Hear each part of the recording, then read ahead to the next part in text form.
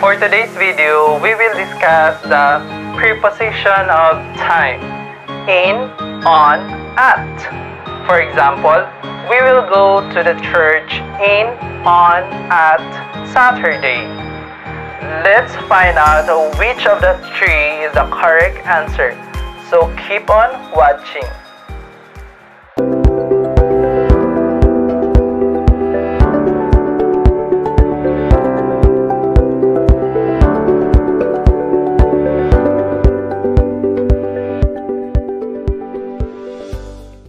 Kung hindi mo pa napanood ang adjectives, order, o pagkakasunod-sunod ng adjective sa sentence, nasa description box ang link, kaya panoorin mo na. Salamat!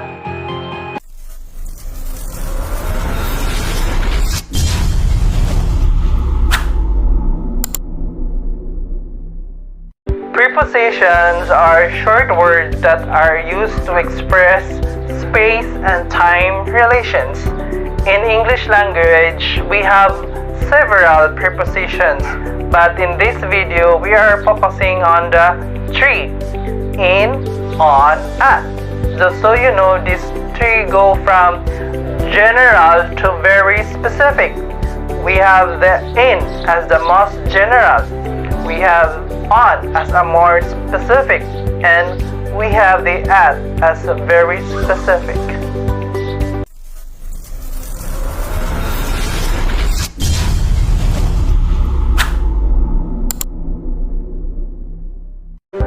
First one, we have the preposition in. We use this for months. Example, in January, in February, in March, in April. Example, we will visit my mother in September. My birthday is in December. I will go to Manila in November. So another use of preposition in is the seasons. We have in spring, in summer, in winter, in fall. We will go to the beach in summer.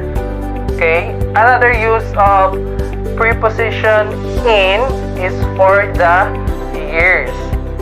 In 1966, in 1969, in 1992, in 1996, in 2003. Example, Andres Bonifacio was born in 1863. By the way, take note of this example because we are going to use it for the next prepositions. Alright?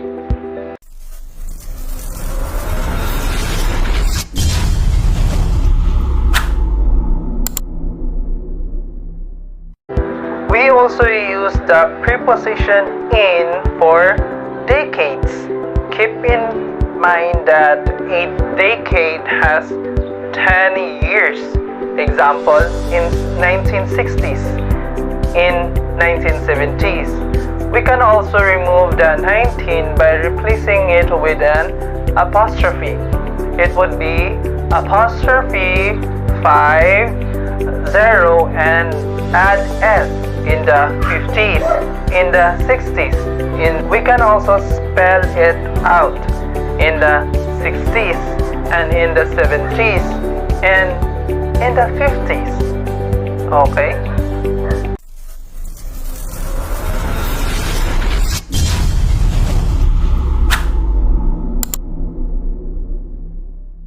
Now, from decades, we can also use the preposition in if we are talking about centuries. Keep in mind that a century has 1,000 years.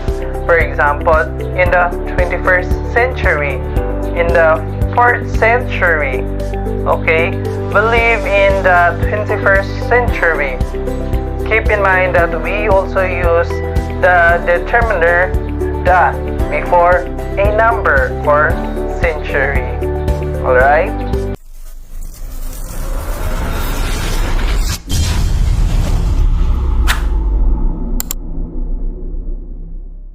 The preposition in is for the long period. For example, in the past, in the future, in 10 minutes, and 10 hours.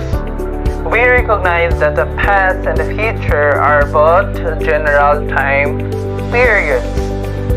When we say the problem is in the past, it means that the problem no longer exists. However, we do not know when that problem occurred in the past. It's the same with this example. She will be a teacher in the future. However, we have no idea when that specific day will be in the future. Okay? Based on these two examples, we can conclude that the preposition in is used when discussing the general time frame. We don't have any specific days or dates. Alright?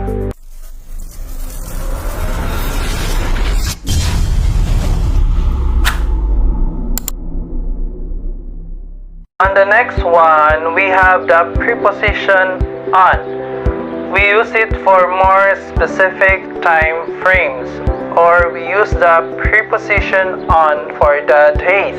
Example, Monday, Tuesday, Wednesday, Thursday, Friday, Saturday, and Sunday. Okay, we will go to the church on Saturday. I will watch a movie on Sunday. We also use the preposition on when discussing specific dates. Example, on the 30th of January, on the 5th of July, on the 27th of November, on 3rd of October.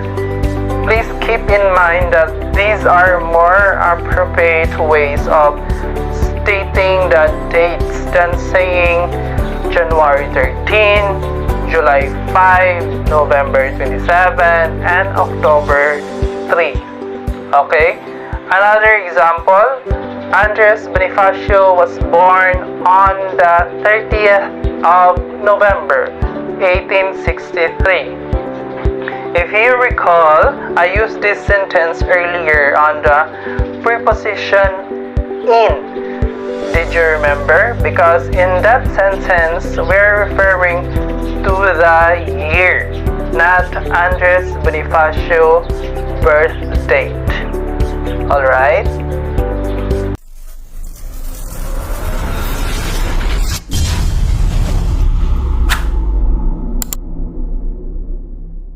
We also use the preposition on for the repetitive days, meaning that keep on occurring.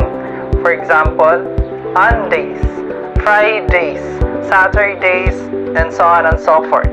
If you notice, we add letter S after the names of the days. It means that it happens frequently. When I say I don't go to work on Saturdays, it means that I don't go to work every Saturday. Okay?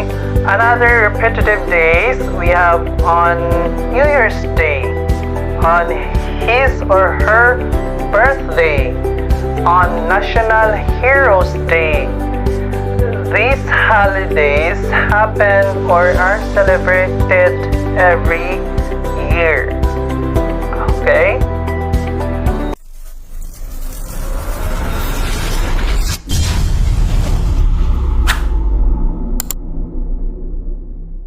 The third is the preposition at, and most specific.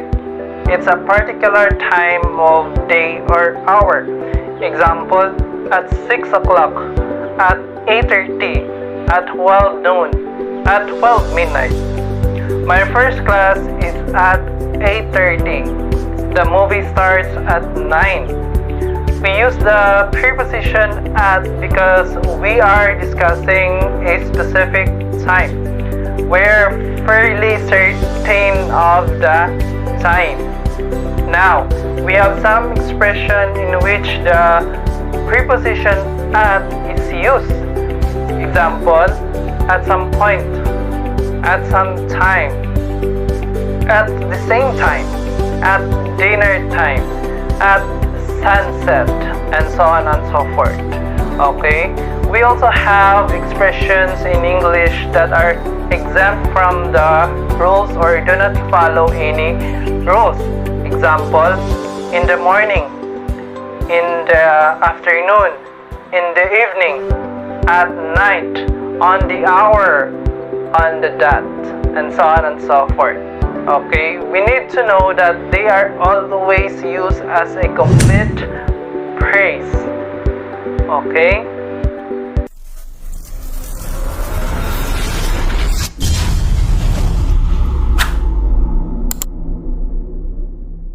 You shared your English communication experiences from various countries around the world in the previous video.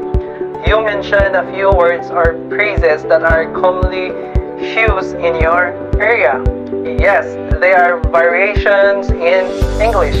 Let's take a look at some of their examples.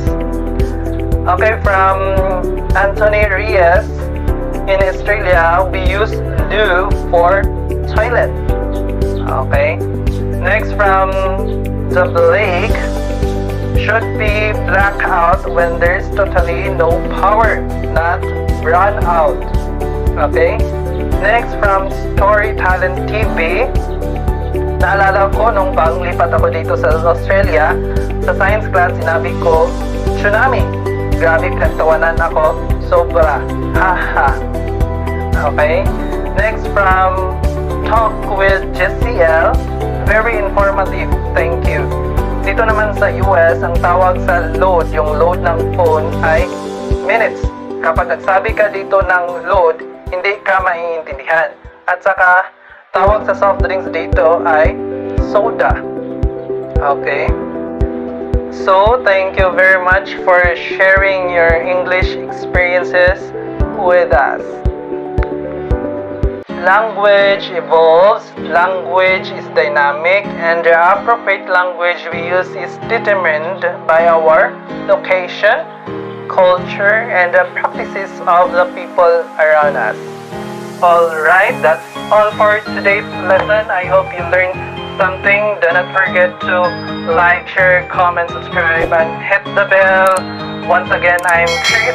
Always remember that learning English is fun. See you in my next video. Cheers!